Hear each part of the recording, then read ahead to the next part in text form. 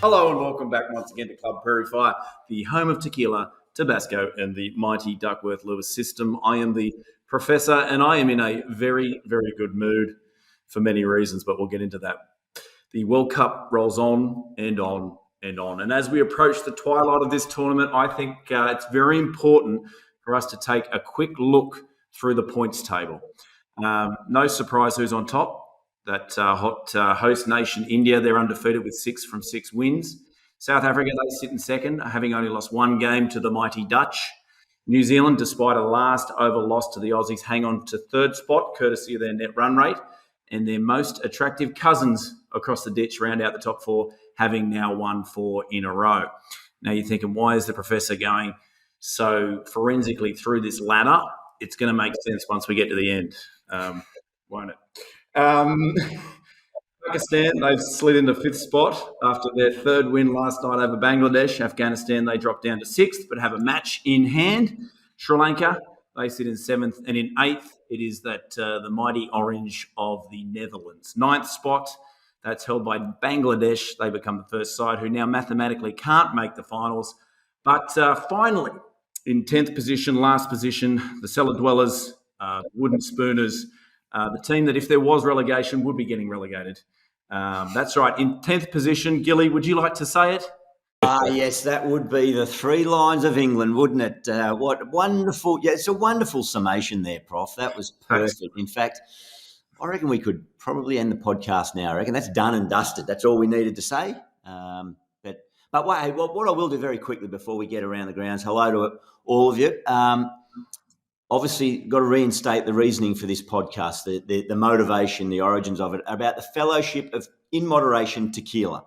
And certainly my love, and I think we're sharing the love around the fellowship. But look what I've found. I've found a little lip balm for when you just get a little bit parched, a little bit dry around the lips.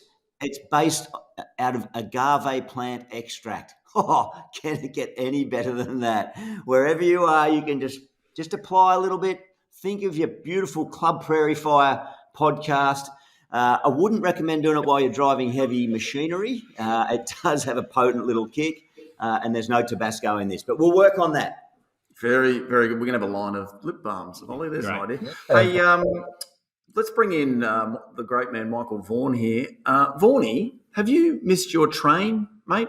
Nah, guys, just first back on the lip balm. I can just see the range of El Shito lip balm. I can just sense that this is going to go viral. The El Shito, just driving along, putting it on your lips. That's magnificent. Yeah, I've arrived in Mumbai. 5 biryanis down. Seen some good cricket. Just check, Ollie. Just check that. You mentioned Bangladesh are eliminated. England aren't eliminated yet, Ollie, are they? No, it's the only team eliminated. Yeah, so we've got plenty still to play for. I've had a problem with my train to Pune. My travel advisor, and I have a travel advisor here in Mumbai, he warned me against getting on the train. he looked at me and I said, a difference between getting on the train or in the train? Well, he just looked at me funnily 2 days ago. I said, I'm going to get the train to Pune. And he went, are you sure? I said, yeah, I think it'll be a good experience. And he said, what time do you need to be there? I said, well, the game starts at 2, radio probably on at 1:30. So if you can get me to the ground for 1, that'd be handy. He said, difficult. I said, well, I've looked at the trains. They set off at 7 o'clock in the morning. I'll get on the early one. He went, very rarely do they set off on time. I said, well, if there's a 20, 30-minute delay, that's absolutely fine with me. I'll still get there. He went, no, we're talking hours. We're talking hours. You could be sat on the platform for hours. So my travel advisor advised me that the train, there's one express, I think it goes once a week up to Pune. And unfortunately, the express first class train is not operating today. So I'm getting a car up to Pune for the game, car back to Mumbai, see the mighty South Africa play the Kiwis, and I'll be back to watch, who I'm watching tomorrow? India, Sri Lanka in the Wankhede tomorrow. So I'm seeing the mighty Sri Lanka play. Couple of cracking matches there. Up the top end of the table, the right end. Now, special guest, Gilly, who you've organised, a former teammate, 67 tests for Australia, 208 one-day internationals, and in that, being a part of the 99 and 03 victorious Australian World Cup sides. Please welcome Damien Martin. Wow. Thanks, guys. Thank you. It's always got to do favours for Gilly because I might get some tequila or chapsticks out of this. So, just wondering, can you use that batting? Yeah, well, Jesus, actually, that might be the way to turbocharge an innings. Mate, Damon, you might have just come up with a solution for England. That's right. It's always good to be on here with Vaughan when England are losing too. So, because he keeps talking about 2005 still every time you see him. Well, in actual fact, Damon, I'll just bring something up to you. I've got it next to me. The book that's just been released. Oh, he's got a copy. Hang on. I'll put my glasses on. I'll see it, Vaughan.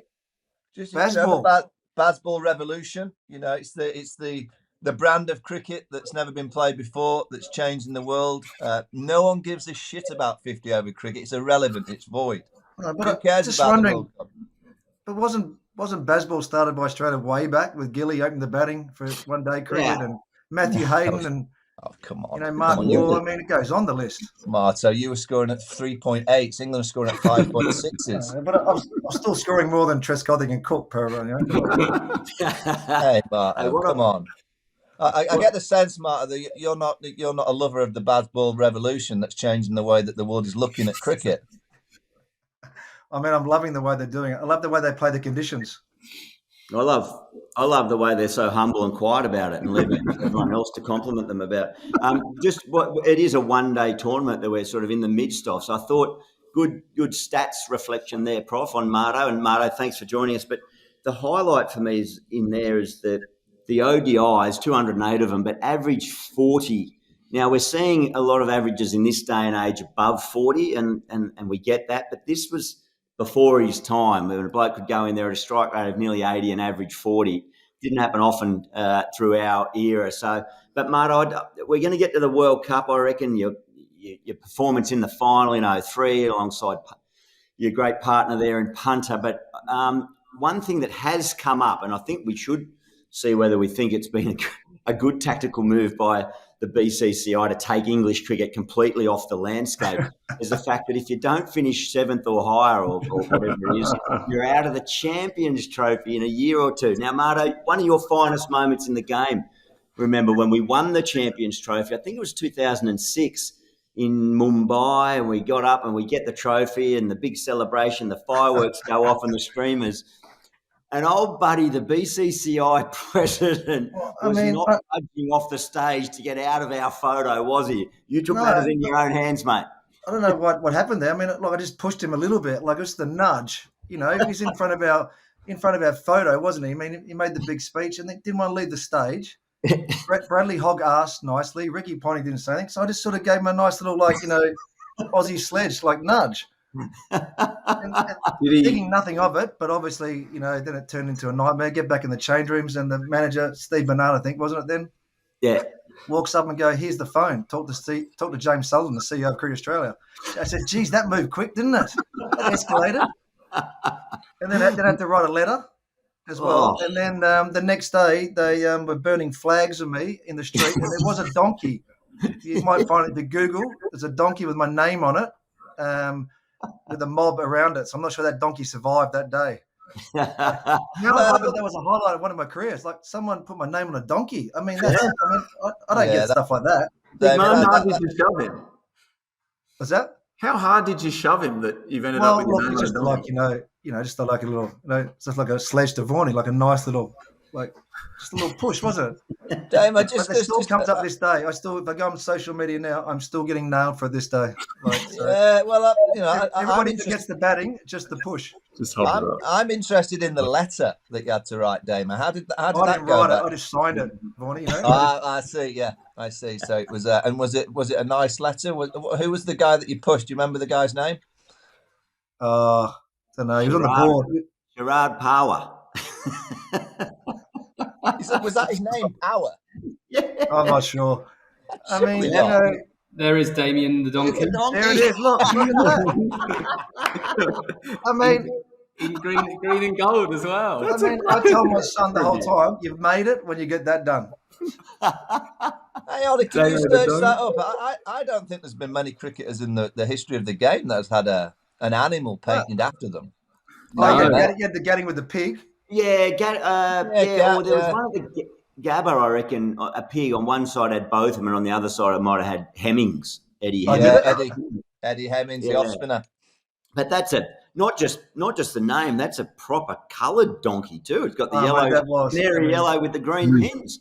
Where were you on stage, Gilly? I'm not sure. Did you just, you being nice to the BCCI? Front and centre under the trophy. I was trying to emulate our mate Justin Langer, who didn't even play in some of the victories, but would turn up for the photo. We know that.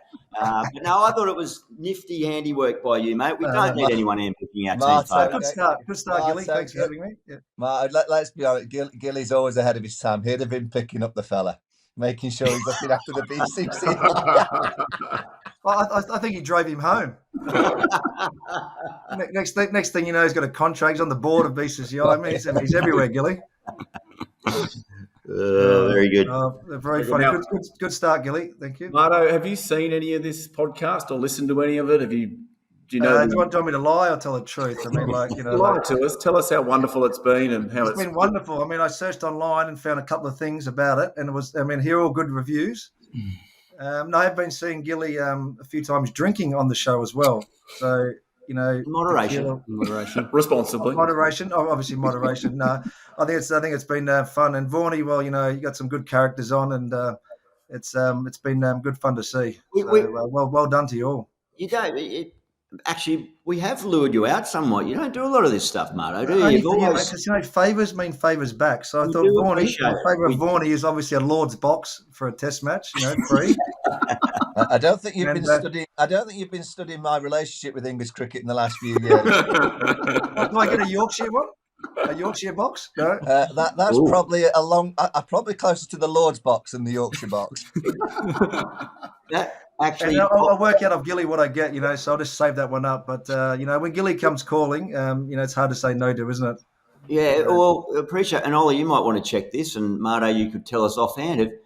Have you scored a century in any form of cricket north of Nottingham in England?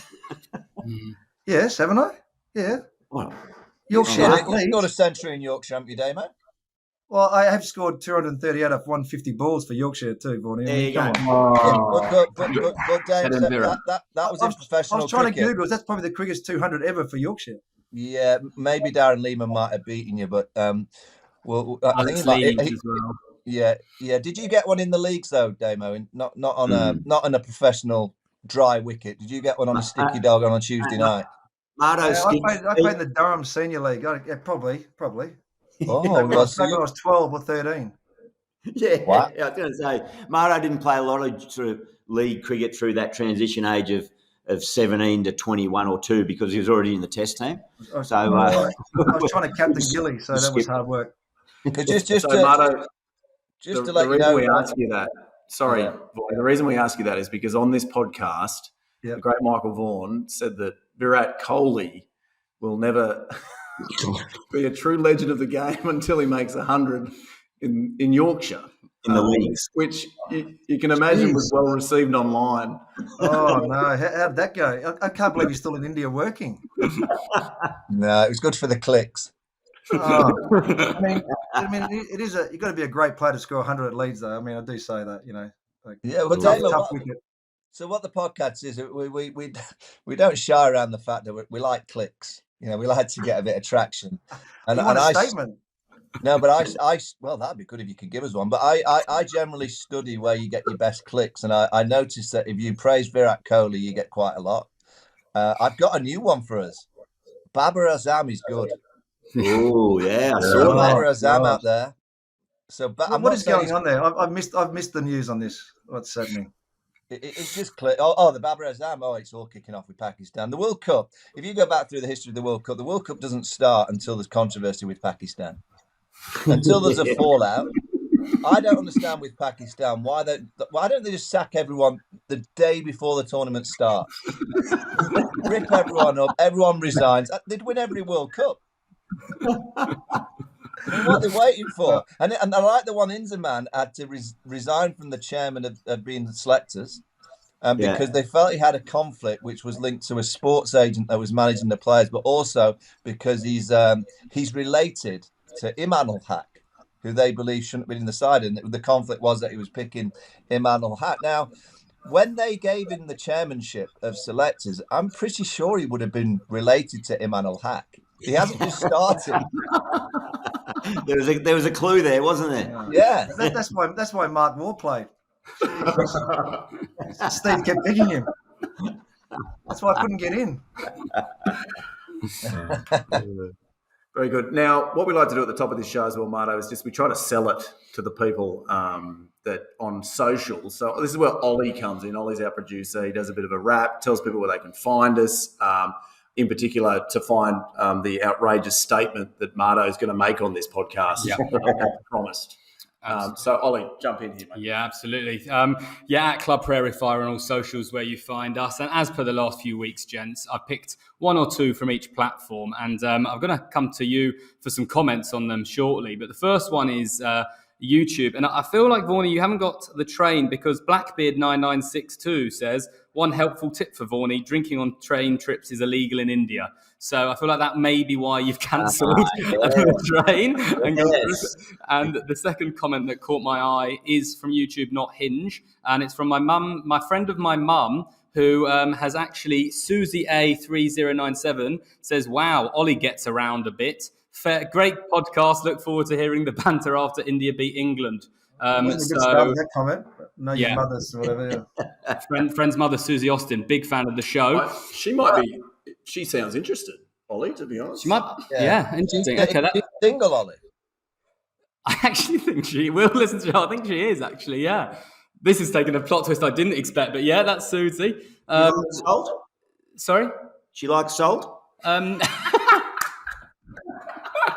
find that later off air, Marto. Should we listening? Should we listening to that? That's good. The Twitter challenge. Now, we're going for clicks, as you've heard, Marto. Gilly gave up. He conceded defeat because Vaughan's so good. But Vaughan, you seem to have taken on a new competitor in Wasim Jaffa. It was your birthday this week, and he gave you a chocolate cake. What's going on there? It goes on. I mean, I don't want to give the game away with Wasim, but he's been at me for a while. But he was my first Test wicket, Wasim Jaffa, at Lords. I do remind him on a regular basis when he gets a bit chirpy. This is leading into the other wicket, isn't it? Yeah, I just found the outside edge up the slope at Lords and it went to Nasser at first slip. So I do remind him of that on a regular basis. But I don't want to give the game away with Wasim, but he actually doesn't control his social media account. Oh, no. So it's me against a professional. I'm up against a professional. And you're holding your own, Vaughan. I think you're going all right. Yeah, I'll be honest with you. I've already got the GIF ready for when India lose. I've already. The other ways do a secret account as well, not your name too, Vaughan. Just attack him from the side. Like you're thinking, Damo. But I'll just stay with me at the minute. But I have a GIF if, and I think the Aussies are the only team that can beat India. But I have a GIF. I do have a gift for Wasim if that happens. Well, you are getting all the clicks and doing very well, but there are a few counts bigger than you. And Gilly, this is where you come in with Instagram. Now, most of the comments were, why are they not playing Deal Deal England, which was about 150 times. But the other thing on Instagram is, Gilly, you are rubbing shoulders with some big names. First, it was Falcon with the inspired unemployed, and then the grade cricketer. I mean, we're going places, aren't we? Thank you very much, Gilly. We are. They did invite me on under the provision that they would give Club Prairie Fire the appropriate mention and talk it up and just let the people out there know exactly the fine work that we're creating. Recorded with them yesterday. They didn't mention it. Did not mention it once. So I gave them a bit of what's for on my Instagram, and they quickly, you should have seen it, as soon as I posted that, I got a text from the boys, like a direct text, not on Instagram, going, oh, shit, we are so sorry, we forgot to do it. That's all good, That is, Gilly.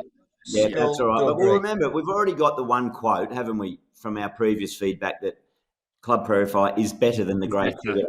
And- So, just want to say, just got to query Gilly's Instagram followers because he posts once a month. So how does he get so many followers? Are you Well, saying that? He's got Wasim I'm not Jaffers. saying anything, but you want clickbait? Maybe maybe he purchases some. Oh, you're saying they're bots? Oh, I'm not. Just saying. Oh. He posts a picture every like 3 or 4 days, and then my God, look at his account. I mean, like, Do you think I've got to offer a bit more, Marto? What? yeah, sure. A bit more insight into my life. give him less. Give him less. Keep him thinking. Perfect. Well, that is thanks to Smart B for all of those social updates, all the info there. Smart B, yes, thank you for the support. Any sort of entries for the wheels? It's about to say that is the newest thing. It is out in about an hour, that post of competition. So yes, keep sending in there for the weirdest injuries. And actually, we do refer to a famous Marto injury in the quiz at the end of the show, which is all about Mr. Damien Martin. What do I win? What do I win? Some shoes. You can come back on. Damo, I'm just interested where you are because behind you it says private keep out. I was waiting for someone to pick it up. This is my son's room, and he's 15 going on 28. Right. So I got the keep out. I got the Rick and Morty, and obviously, behind there too is the Test Player of the Year. I just want to bring that in, guys. Which obviously my son didn't put there. I put there before the show to say that. What year was that? What year was that? I polished it all Marto? up for you, Bonnie. What year? What year we're talking? Oh, hang on. I'm going to take a guess there. 2004-5, when Michael Clark stole the whole medal from me, Yeah. Hey, and that's why, because that calendar year in Test cricket, Marto, you did something that you equalled Michael Vaughan, the two of you. Six Test match centuries in a calendar year, which is... both of you. Well done, both of you. Well done, Bonnie. I was going down the list, just could not work 6, and then hit 5s and then 4s. Yeah. Still looking, and then the list ran out. I didn't find my own name. But anyway, well done, boys. Yeah. What year was Bonnie's? 2002. It's not that difficult, Damo, is it? I think most of those against us, weren't they? Was it Bonnie making hundreds it's not that difficult if you get caught at point and you don't walk. I mean, that's WG Grace stuff. Just set the stumps up again, and they're here to watch me. I mean, who's walking? I closed the door. But you do realise, Damo, that all records pre-Bazball are void anyway. So that's right.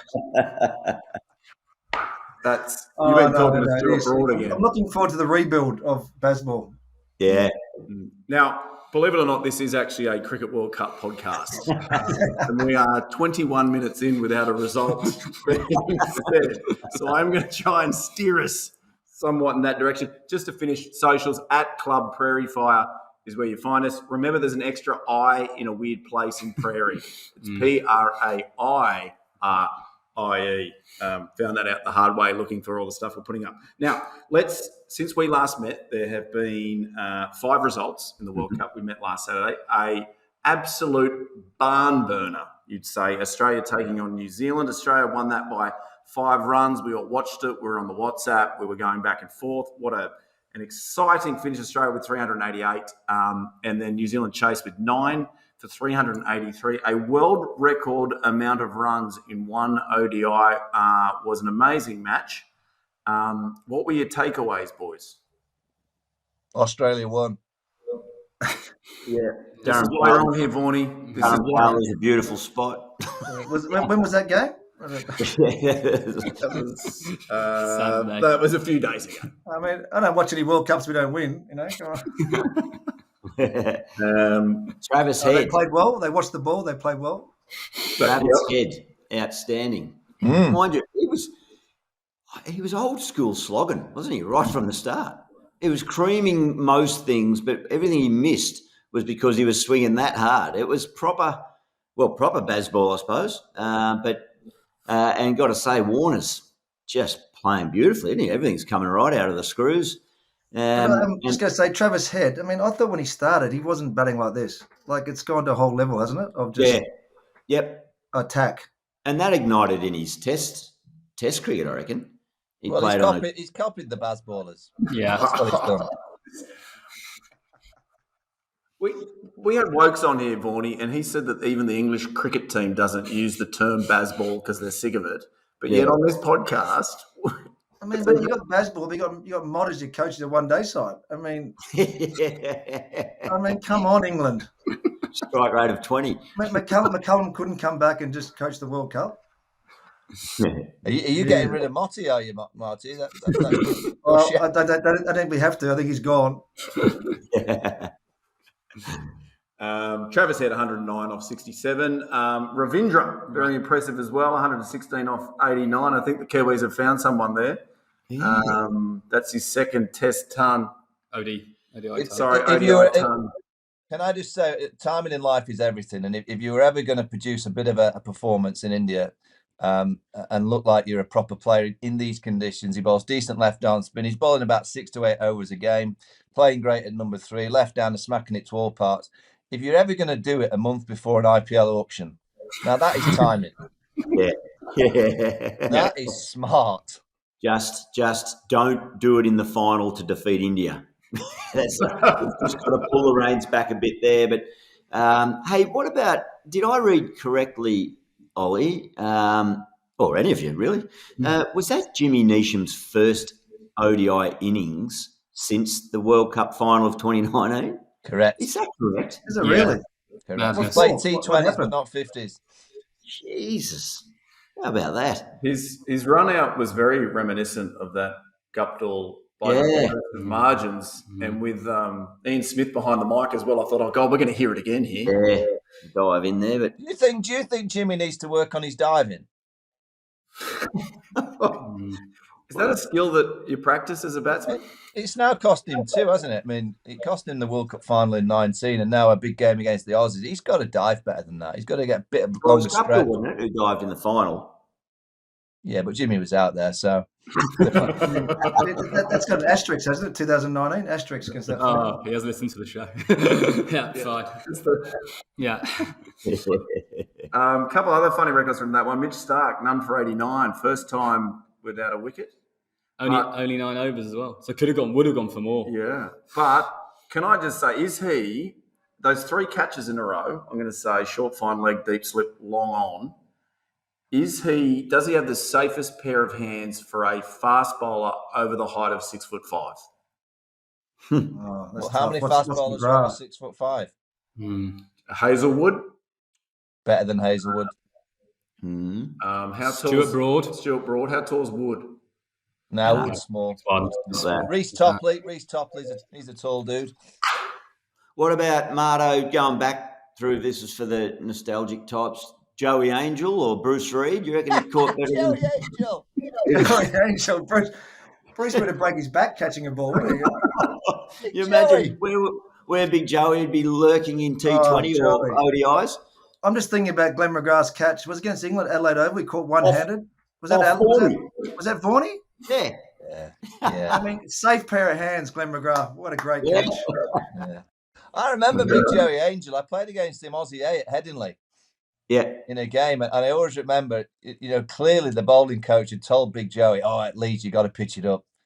And he was just floating them down. Smoking him everywhere. Could change the subject, Vaughan. I like that. Yeah. I'm going to throw in Mohammed Irfan, 7'1", quick for Pakistan. Don't know if he ever dropped one. Can't catch. Can't catch? No. He can't catch. Marto, what we learnt on here, that all the great catches in the world are part Dutch, because the Netherlands have the greatest catching proficiency of any team in this World Cup. That's why they're sitting pretty in 8th, Marto. Jeez, what are you guys doing at night? Just watching the stats? Come on. Pretty much. So when you Google Mohammed Irfan catch, all that comes up is on Cricket Australia's website, he plucked a seagull right out the sky in 2016, which is absolutely extraordinary. It looks like a sparrow in his hands. Look at the size of those. Extraordinary. The other, obviously, Travis Head, first World Cup match, amazing stats. Now, I wanted to ask you guys, apparently the only thing that he hit before he left the country, before he left Australia to come, was tennis balls. Because he was worried about the impact on his hands. Did you guys ever think, geez, just get the tennis balls out or Squash ball. Not tennis balls. I mean, I wouldn't hit 1,000 balls like JL in an hour. So, Yeah. but I mean, it is a funny thing, isn't it? No, not hitting much at all and come in, and especially play in India as well in those conditions and under pressure because come back in. There was people missing from the game to do that. So it's quite extraordinary. Marto, I think it probably lends itself to ask. So he's coming back from a busted finger. You know exactly what's going on there. His was a small bust, mate. Mine was a big bust. Okay, yours finger. I remember your finger actually. It went up the hand. I think it was more a hand and arm thing. In Johannesburg at the hospital, had to reattach it. But you had like about 10 days between breaking it and playing that final. You missed the semi, didn't you?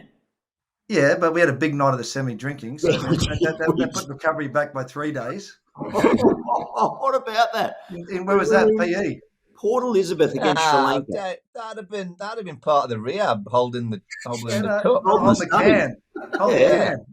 Yeah, that's Can perfect, you remember bro. that night? Guys, sorry to digress, but we won the semi and we're in the World Cup final. So we have a team dinner, just, to stay together. Before that, Gilly, we had our fines money. We said we should spend it in case we lose the semi. Of course. That was it. So we booked the party before the semi in case we lost, and then we won. So we kept the party going. And the party, it was one of those ones which was meant, okay, we're in the final, it'll be understated, and it just, one of those just got big.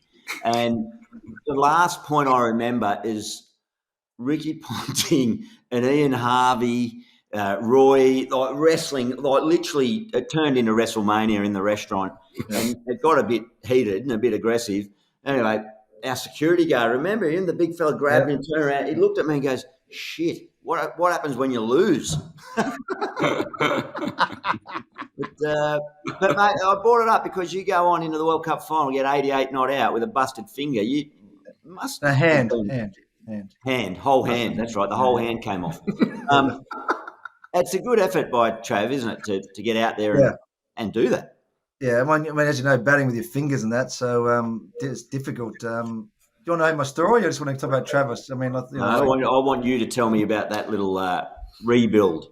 All I know is I think it was funny because the night before the final, you got to be professional, and I thought I wasn't playing really. Go for dinner, a couple of bottles of red, nice steak. What's the hotel? The Saturn Sun we stayed in. Yeah, nice place. Yeah, nice place. I was telling Spill the other day, I get on the bus, in the morning, get on the bus, and I think I'm not playing. Relaxed day. This is beautiful. Walk up the end of the bus, and I sit down, and Alan Border sits behind me. He was the chairman of selectors, or selected that stage. Yeah. I'm sitting there looking out the window, and he goes, "You right to go, son?" I go, I turn around and go, "Oh, no." And he goes, "Mate, it's only a broken finger, mate. In our day, Ian Healy had 5 broken fingers. I played with this against the West Indies." And he goes, "So you're right to go?" And I go, "Oh, okay, I'm right to go." So the bus going to the bull ring, nervous as, get off the bus.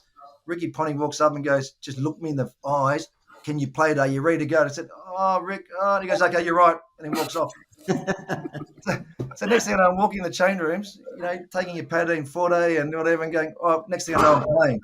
So it was quite fun. And also we had that break of the rain. Remember that with the rules back then, we could play again the next day. Yeah. If we got washed out and we batted first. Yeah. So it was pretty nervous times when the clouds came in. But I do.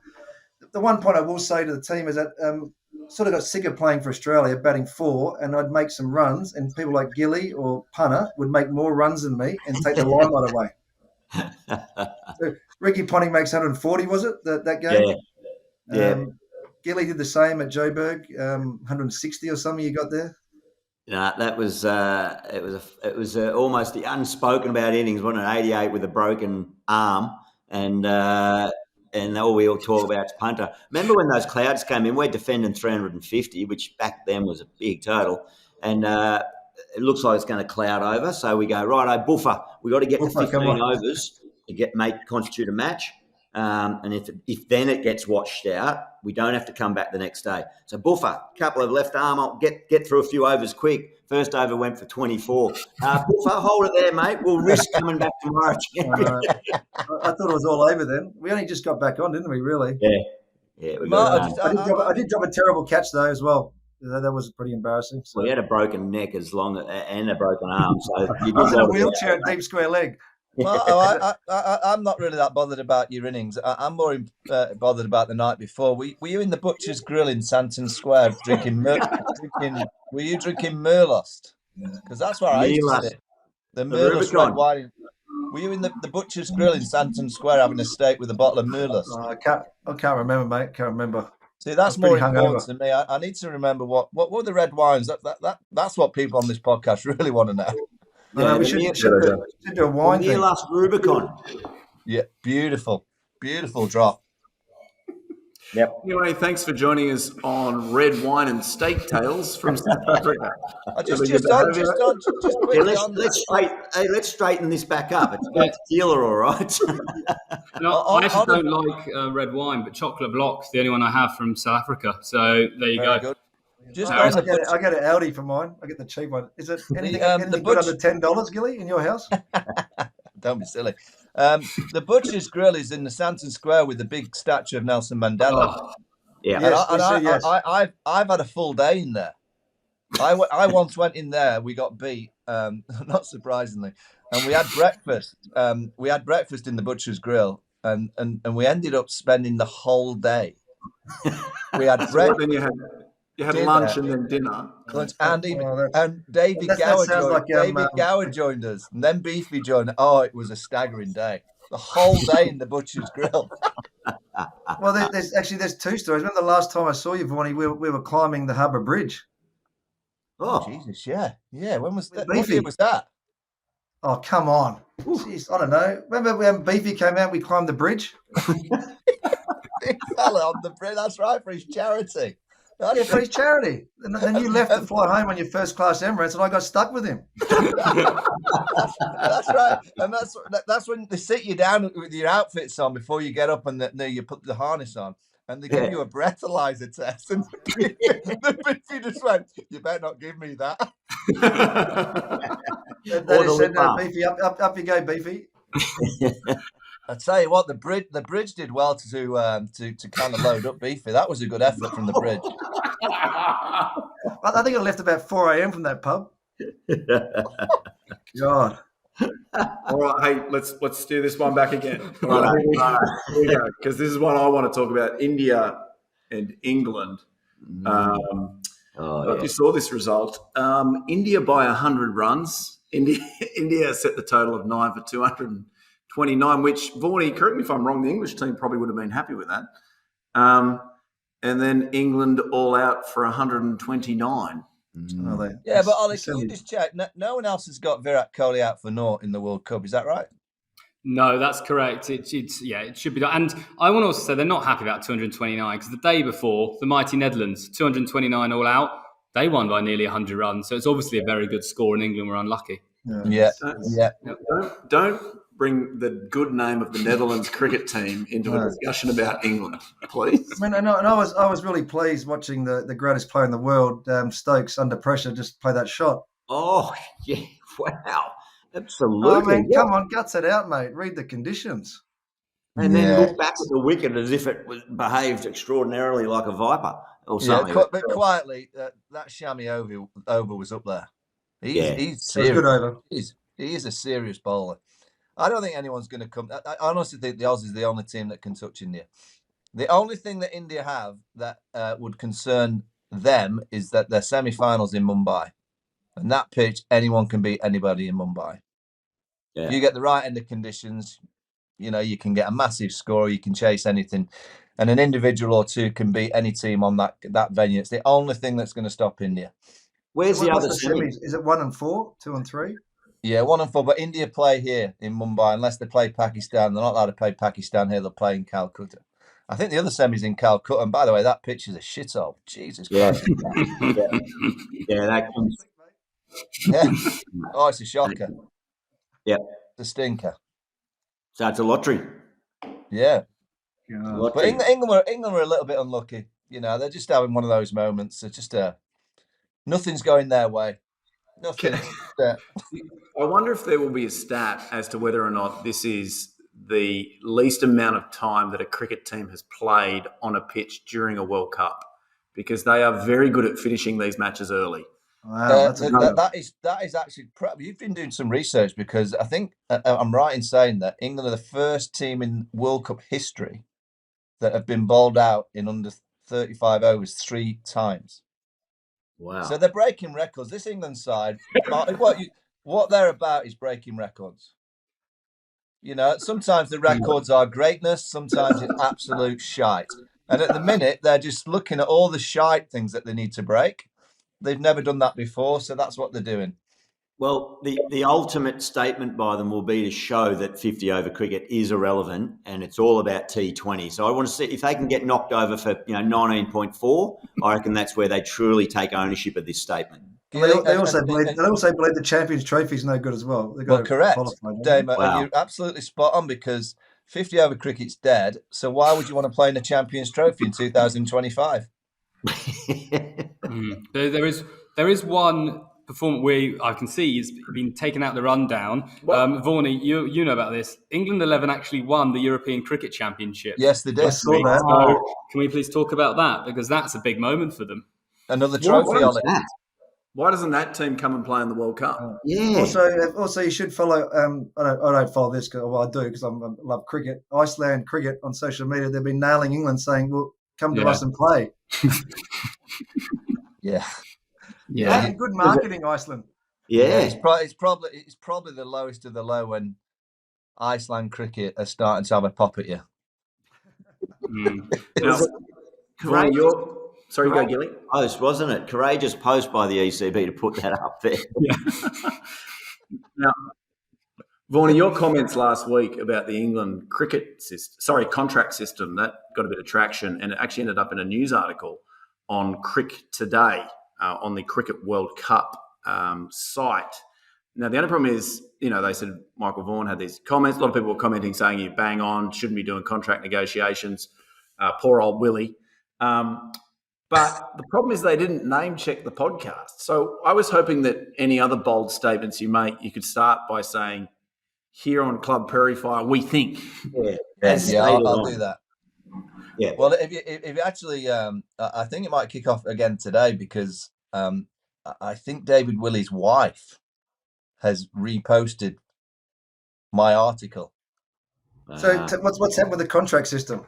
Marto, contracts sorted, given out halfway through the World Cup. Some players on 3 years, some on 2, some on 1 year. There's 29 contracts given out. England's best player at the World Cup, David Willey, he hasn't even fucking got one. He hasn't got a contract. No. Right. And he listens to the podcast. He got 3 for, including Kohli for a duck, KL Rahul, this was after we recorded, and Yadav, and then he was also not out. So he got a contract. You go play for Iceland. That's the contract. The Nordics. Yeah, but his wife kind of posting stuff will probably get picked up by our media, especially leading into an Australia game on Saturday. I think that's going to get a bit fruity over the next few days. I feel there might be a bit of news happening in the next couple of days from Australia. Yeah, I just get a sense that the Aussies are ready to see another book's coming out. I just feel there's a few old wounds that might be talked about in the next couple of days. Well, again, we haven't. Where has Piers Morgan gone? He's in Beverly Hills, probably. So he's hanging out with Merv. I think you're right. I think he is in Beverly Hills. I think you're spot on. Just going back to making sure that we get the appropriate podcast mentioned in amongst all this, Vaughnie. To cut right to the chase, can you give us a mention in your commentary? I think you might find that I could do that. Excellent. I mean, I've got to be careful because I'm obviously on Crick Buzz, no problem. They'll plug it all day long. The BBC might be a little bit more precarious about it because it's not on their platform. How many contracts? What I will do is I'll start talking about tequila lip balm. Excellent. That's my way in. That'll bring them in. Yeah. England's matches left. I just want to have a quick look at this. Obviously, Australia on Saturday. Easy. Then the Netherlands on Wednesday. You get to commentate that one, Vaughnie? I know that you are now officially a Dutchman. So I am actually on commentary for that game against. I'll be a bit. It'll be hard for me that day. Obviously, the cap I'm wearing is because Netherlands are my team in this World Cup now. So I'll look, it's going to be a difficult day. They might pick you up for being too biased towards one side. Well, I look, if Rowley's not playing, I'll be hammering them. Well, I think they rested Rowley because for a finals tilt is what I read, because they want to save him because they think they're still going to get that fourth spot, the Netherlands, I think. Just quickly, but I know we've got to move on and we've got a quiz to do and I've got a lunch to go to. But very quickly on the rise of the Dutch cricket, I think it all started from the leadership and tutelage of one guest we have today, Damien Martin. He led an Australian under-19 team there in 1991 on a tour. We went to England. We went to that cricketing strength that is Denmark as well. And we went to Holland for a week. It was wonderful. Good trip. Was that with the toucan? Was that? Yeah, the toucan. Yeah. When we lost Bluey. What do you remember of that trip, Marto? Very, very quickly. Not much. It was a good tour, wasn't it? It was Denmark was good, but I do remember obviously you were vice captain, weren't you? I was. You were the responsible one. You told me about that team dinner. I was catching the Dutch club president as he fell off the stage. I know it was a trend, wasn't it? I got a problem. I do remember we went to dinner that night with the two minivans, and Greg Blewett went to the toilet at the end of the dinner, and obviously not paying his bill. And we left, went back to a hotel. He came out, no minivans, under 19s. Went out the street. Didn't he? He hitchhiked. Yep. Found a lovely couple who weren't serial killers.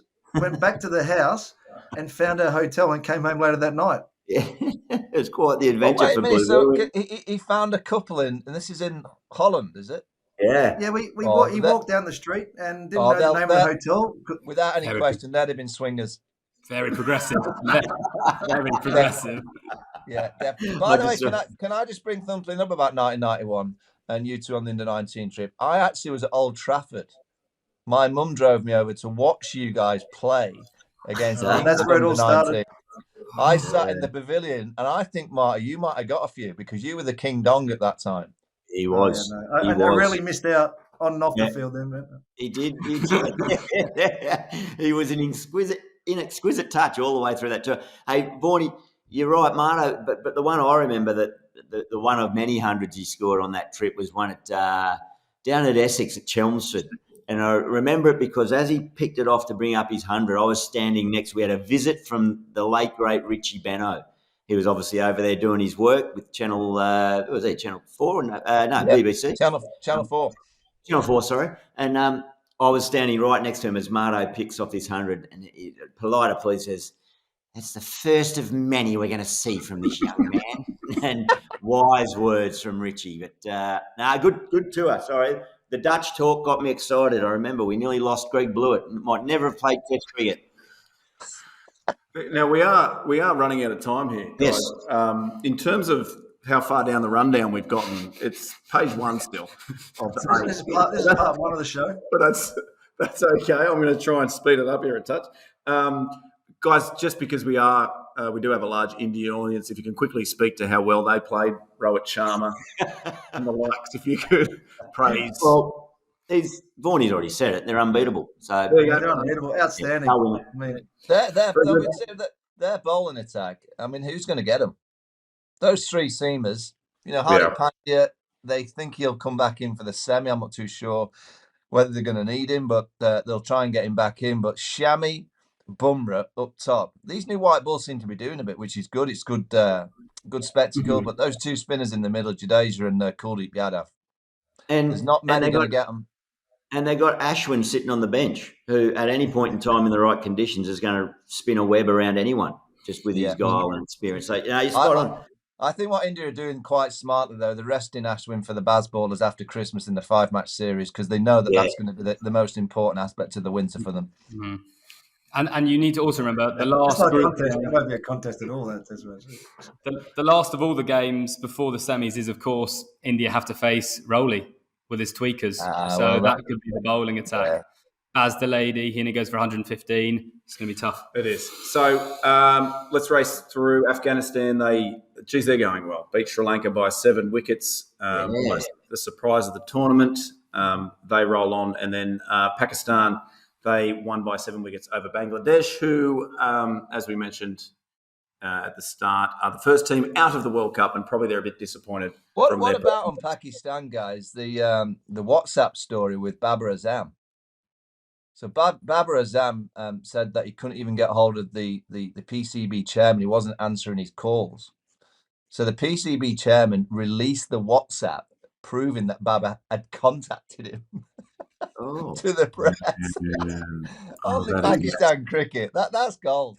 That really is gold from the chairman of the Pakistan Cricket Board. Just release a private WhatsApp straight to the media. That's quality.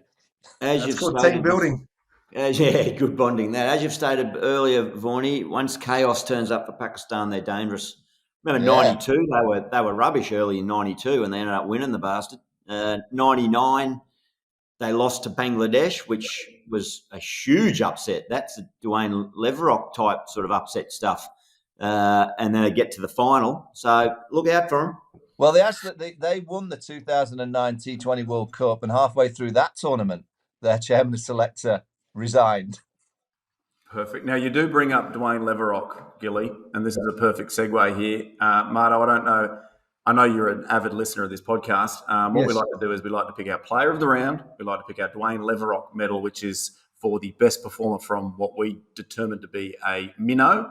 And then finally, it's we decide who's been Bazballed. So if we just want to go around, as who player of the round, who would like to nominate someone? Yes, Gilly? Just give me some names. David Willey.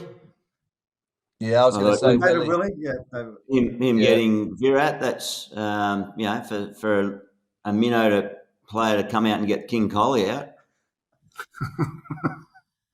That's not bad. I'm with you on that one, Gilly. This is a player with no contract. Yeah. So he has good to one. be a Good minnow. Gilly. No confidence, no money, no contract. He's playing for nothing. By the way, the Pakistan players, they've not been paid for 4 months either. Won't be for a while now either. No. David Willey, we're all happy with David Willey. I had Faruqi as an honourable mention, 4 for 34 off 10, the spinner from Afghanistan, and obviously Travis Head in his first ever match. Dwayne Leverock medal. I think Faruqi's a left-arm seamer prep. What do I say? Spinner. Oh, well. All right. If you're going to start picking me up, we'll be here all day if you start picking up my fuck-ups. There was an interesting, just to pick up on Babar Azam earlier, like you talked about that text message. I don't know if you know much about Babar Azam, but what an interesting life. In January, he was caught up in a sexting scandal with one of his teammates, which has been, because we always, Marto, give a dating update, because a few people on the pod won't name them. It's come out that it probably wasn't true, because he's in fact married to his cousin. So an interesting Nadia, Babar Azam. And if you guys want clickbait, you got it all here this show. Genuinely true. So there you go. I mean, I've been drunk, but I've never sex texted Gilly. Yes. Out of interest, Marto, have you ever I suspect I know the answer. Ever felt the need to go onto a dating app? So it'd be so sad if you Come on, Gilly, we used to walk in the bar. We're old school. I mean, the kids now, we're old school. They go, where'd you meet your mum? In a bar, son. They go, what's wrong with you? Just swiping left and right. I mean, to be single now at our age would be dangerous. I mean, I don't know, do you swipe left, right? You're right. Favorite? If you were single, in this day and age, you wouldn't have, if you're any good, you wouldn't even need to go onto an app, would you? I mean, look at us. Look how good we look. You certainly wouldn't swipe left, only right. He knows. And there's so many different names. Which ones to go on? I don't know. Ollie, you're on like 7. Which ones are you on? Yeah, they're all broken. It's not worth it. You were talking about 91 under 19 World Cup. I wasn't born, so I am one of the youngsters. Okay. Well done. Dwayne Leverock medal. I had nominated the entire Afghanistan team. I think they're playing above and beyond. If anybody has, yes, Bro, just on that. I mean, I don't know if you saw the Afghanistan chase, and it wasn't a huge chase, but the old whiteboard came out from Jonathan Trott. Little targets. I mean, that is quality. That is what you used to do as kids. Yeah. I love that. The process of 10 overs, get to 50, 20, get to 100. That was magnificent to see. And at the bottom it said "Stay in your crease" to the umpire calls over. That's what Body's writing up now. Very good. Are we happy with Afghanistan for the Dwayne Leverock? Yeah. Beautiful. Yeah. Who's been Bazballed? Vaughnie, you want to lead us off here? Well, England. England. Won't argue with that. Marto? Yep. Beauty. Just say England. But it sounds good, doesn't it? Perfect. All right, very good. So just looking ahead real quickly, Vaughnie, you're going to be commentating on New Zealand as they take on South Africa. That's second versus third. That might be a good indication of what's to come. That's on Wednesday in Pune. Then you got India, Sri Lanka, and then the Netherlands, Afghanistan, and then we probably should be on air again. Who do you like out of New Zealand, South Africa? Well, I hope South Africa win, because I think it'll be the best thing for the tournament, because I think it livens up that next game, Pakistan, New Zealand. If New Zealand win today, they're pretty much the top four, unless the Aussies stumble. That'd be quite amusing. That's the only way that we'll get a kind of a fourth and fifth place playoff, if you like, is if South Africa beat New Zealand. So I hope South Africa can just get that job done. Yeah. Boys, agreed? South Africa? Yeah, I like South Africa to win. I mean, how they've played since Australia beat them those two games by 4,000 runs, and haven't looked back, have they? Yeah. Playing a good brand of cricket. Go South Africa. India, Sri Lanka. Yeah. I think we all know which way you're leaning there. Yep. It's more a case of let's have a guesstimate of how many runs they win by. Yeah. It went well last time. That went Yeah, well. I reckon last Virat time. Kohli. I got a bit generous for England. By the way, what's really good over in India is they have about a 5-hour pre-show for the games, particularly when India play. And for 4 hours and 59 minutes against England, the pre-show was Virat Kohli is going to get his 49th 150 over cricket. There was 4 hours. Honestly, they had everyone in the stadium talking about it. He got naught. I think he's got a great chance against Sri Lanka at the Wankhede Stadium. Yeah. Belter of a pitch. It wouldn't surprise me at all if Virat gets his 49th. And the 4 hour, probably, it'll be another 5 hour pre-show. They'll be talking about it exactly the same. Very good. All right. And then finally, the Netherlands versus Afghanistan. Huge game. Yeah, that's a good match. 6 versus 8. The whiteboarders will win that one. They'll get the whiteboard back out. Afghanistan. I'm going Afghanistan, yeah. Yeah, it rips my heart out to go against your Orange Army, Vaughnie, but I too think Afghanistan are on a roll, baby. So, yeah. All right, very good. That's on Friday at Lucknow. Lots of other games taking place, but hopefully, boys, we should be back on by Saturday, so we won't need to go through those. That's if Vaughnie... Are you getting the train back from Pune, or are you... No, they won't let me back on, because I've got to get back to see the Wankhede tomorrow, so... I'm actually coming back today. They're driving me back tonight. Right. You'll be fresh tomorrow. I'm going to a cryo chamber tomorrow in Mumbai. That'll be an experience. Nice. Yeah, wow. 24 degrees, nice and cold. Yeah. Now, all that's left to do is the trivia and the toast. This is where I hand over to Ollie. Take it away, Ol. Yes, that's right. Trivia. And when it's a special guest, we stop Who Am I? And we do it all about our guests. So this week, it's all Cricket World Cups and it's all Marto. Just a reminder on the predictions of the scores, it's still level. We just went through some more results. It's still absolutely level. So well done, both of you, taking part every week. I reckon I won a few more this last week or so. It's still level. Just checked here. Scorecard still level. But the quiz this week. I gave you the answer last time, and you took it. No, not on the quiz. On the predictions of the game. Not the quiz. Not the quiz. Predictions. You're Gilly, you're leading. You're leading 8-5 in that. Don't Come worry on, Bonnie, about that. concentrate. It's a little pause here as Damien. It's all about him, so this doesn't count towards the overall scoring. Damien, you'll give the official answer, but here we go. Question number one. Can you make sure that Marto gives the official answer without you telling him what it is? Just make sure my battery doesn't. Just make sure my computer doesn't go off. All right, we'll whiz through it. Lovely. Okay, so question number one. While Marto checks his battery, if we exclude Gilly's last Cricket World Cup innings of 149 versus Sri Lanka in 2007, who had the highest World Cup score? Gilly, Damo, or Vaughan? Well, it's not me. So in the final, No, just in a Cricket World Cup, highest score, excluding the 149. I'm going to go Marto. no, I didn't. No, Ricky Ponting.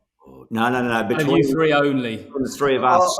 It's all about you guys. You got to listen to the question, Marto. No, that's Sorry, fine. mate, That's fine, Marto. I'm sober at 12:30. I mean, come on. We'll get to the toast in a minute, mate. It's good someone is. Okay, say it again. Sorry. Out of you three, who got the highest score in a Cricket World Cup, excluding Gilly's 149? I'll just say me. Okay, you? I'm listening now, Vonnie. Yeah. Oh, I'm nowhere near. Vaughan's, Can I ask one question? yeah. Pardon my ignorance, Marto. Did you get 100? You can't ask him a question. No, not the World Cup. No. No. Oh, God. Well, he's just giving the Gilly? answer. Oh, Yeah, yeah. that's Gilly, 99 against Sri Lanka again. Marta, 88, Vaughan, 79. So Yeah. pretty close. Vonnie, 79 of 120 balls. Yeah. That's your fact. It was actually my one day out in the World Cup against the West Indies where I should have got man of the match. Should have got KP stole it. Peters ran out. I got 3 for as well. Yeah, and KP I know, missed you're his one. balling. In KP hit Barbados. 100 runs to And third man. then I got absolutely smashed on Mount Gay Rum that night. Please sponsor You us. might need to change this one. Yeah, about to say question number 2 was during the 88, as mentioned by Mr. Martin, he'd broken a body part. What was it? But we may have covered that. What wasn't Yeah. it?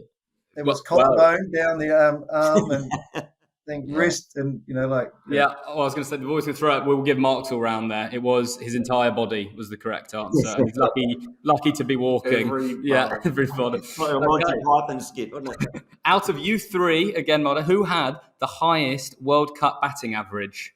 Vaughan, Gilly, or Mr. Martin? I'm going in Mar- early here, but Marto. I'm Marto. Yeah, Marto, not outers. Red I'm going Inkers. Gilly. no, Marto, I'm It going. is Vaughan with a massive 24.86 in last place. Gilly. Yeah, but my 36 wicket. point- Yeah, but if you study the pitches that I played on, did a lot more, Ollie. Yeah. Yeah, Hang on, I'm moving while we're doing this. Sort of a computer on charge. that's perfect. Gilly, 36.17. Marto, 50.29.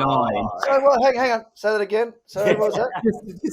You're raising your bat. It's 50. Yeah. Oh, my God. I don't have to tell my son that. 4 50s in your 10 World Cup innings. But there were also some ducks. Who had the most World Cup ducks out of the three of I'd say you? me. Me. Nah, me. I'm going Gilly at the top. Mate, 99 World Cup against the 2 new Dukes. According to the stats, it is 14 innings for Vaughan, only 1. Gilly, 31 innings, only 1. Damien Martin, 10 innings, 2. Oh, shit. Mate, all it's that tough batting Marto forward. was. Mate, the batting in the middle order is tough. Yeah. It was hardest at 3 for Vaughan, it says in the decks. Yeah. But yeah. In that team. That's it. That's tough. So the scores are looking good. You're all equal. You got Gilly right. You got Gilly right. Perfect. So the decider, what is higher? The number of overs bowled by Damien Martin in World Cups or the amount of wickets from Vaughan in World Cups? Ooh. Well, I think wickets for Vaughan, overs by Marto, was it? I don't think I bowled that I'm many. going overs by Mark. I didn't get that many wickets. I reckon I only got 3. No, I didn't bowl in the World Cups. I'll go wickets for Vaughan. I'm going Vaughan. Vaughan. Vaughan. Did you went Marto, didn't you? Yeah, I don't think I only got 3 I only wickets. played one game in 99. I can't remember No. bowling until 3. The correct answer is Damien Martin, 6 overs to Vaughany's 4 wickets. So Vaughany takes home the quiz. Thank you to Smart B again for giving all that information. Smartb.com.au for all the facts. Very good. Good to see England get a win. It's been so long. Long. Now, Marto, what we finish with is a toast. We are Club Prairie Fire. I'll let Gilly take it away from here, explain the fellowship of the tequila and who we're toasting today. Yes, indeed. It is a perfect way to close the podcast. So, good noise. I've gone back to the Casamigos too, gentlemen. I thought it'd just be it's a particular favourite of mine. But I'm going to toast for a bloke that, as we said earlier, averaged 40 in ODIs, 46 in Test cricket. What they didn't know, what they don't say about D. Martin is in 2000, I reckon it was about 2006, peeled off 96 in a T20 international. That's good going against South Africa at the Gabba. First team, I think, in the international game to get over 200, which I think then inspired John Buchanan, if I'm correct, Marto, to say, well, if you can get 200 in a 20-over game, you blokes, you should be able to get 400 in a 50-over game, which we all laughed, said, you're lunatic. We then went and did that in South Africa, and we lost.